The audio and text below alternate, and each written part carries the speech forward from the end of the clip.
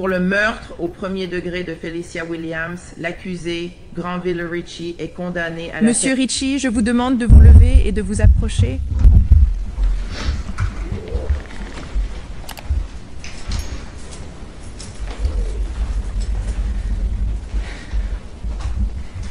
Monsieur Ritchie, la Cour a examiné et pris en compte le dossier concernant le procès de l'accusé, y compris les procédures relatives à la culpabilité et à la peine, ainsi que les mémorandums soumis par l'État et la défense. La Cour a également évalué et pesé les facteurs aggravants que le jury a estimé exister au-delà de tout doute raisonnable et les circonstances atténuantes établies par les preuves. La Cour reconnaît que cette évaluation n'est pas une comparaison quantitative, mais nécessite au contraire une analyse qualitative de chaque facteur aggravant et de chaque circonstance atténuante. La Cour a attribué un poids approprié à chacun d'entre eux et estime que les facteurs aggravants constatés l'emportent largement sur les circonstances atténuantes présentées. La Cour estime que la recommandation du jury d'imposer la peine de mort est cohérente avec son verdict et qu'elle est fondée sur les éléments de preuve présentés concernant les circonstances aggravantes et atténuantes. La Cour approuve la recommandation unanime du jury fondée sur sa propre évaluation des facteurs aggravants par rapport aux circonstances atténuantes. La Cour estime que les facteurs aggravants l'emportent largement sur les circonstances atténuantes et justifient à suffisance une condamnation à mort dans cette affaire. Par conséquent, la Cour estime que la peine de mort est la peine appropriée que la Cour devrait imposer pour le meurtre de Felicia Williams, âgée de 9 ans, comme l'indique le premier chef d'accusation. Pour le meurtre au premier degré de Felicia Williams, l'accusé, Granville Ritchie, est condamné à la peine de mort.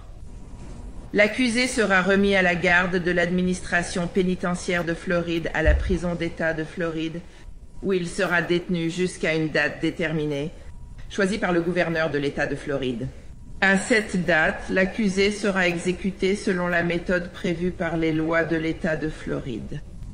En ce qui concerne le chef d'accusation pour l'agression sexuelle d'une victime de moins de 10 ans d'âge par un accusé de plus de 40 ans d'âge commise sur Felicia Williams, âgée de 9 ans, l'accusé sera condamné à la perpétuité. L'accusé est condamné à la prison à vie.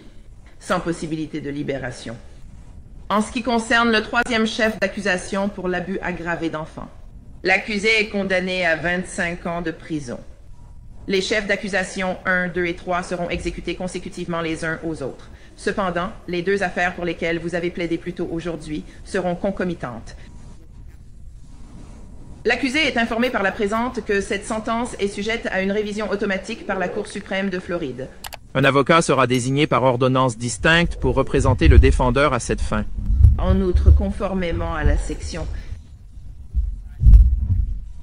le défendeur a 30 jours à partir de l'émission d'un mandat de la Cour suprême de Floride, confirmant la sentence de mort, pour choisir la mort par électrocution, en suivant les procédures requises par la loi.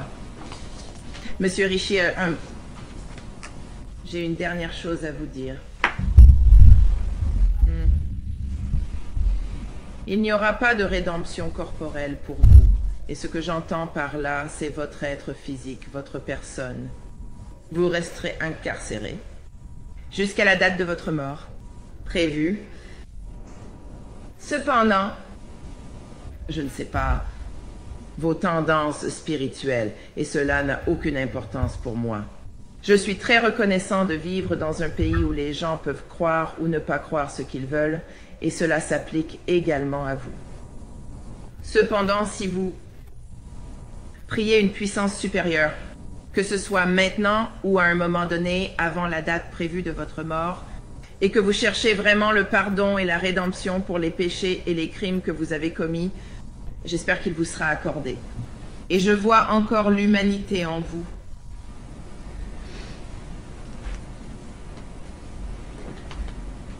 Que Dieu ait pitié de votre âme, Monsieur Ritchie.